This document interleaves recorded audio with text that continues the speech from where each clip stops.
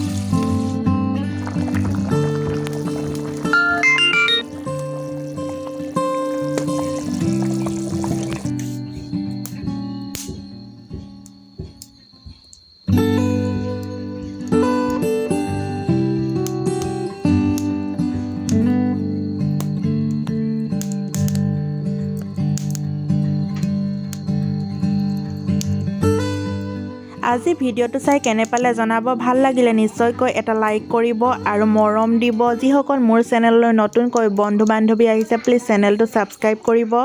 আগৰ বন্ধু বান্ধৱীসকলে যেনেদৰে মৰম দিছে আৰু আগলৈ দি যাব বুলি আশা ৰাখি আজি এই ভিডিঅ'টো আগবঢ়ালোঁ আৰু চেনেলটো ছাবস্ক্ৰাইব কৰিব, মৰম দিব সকলোৱে।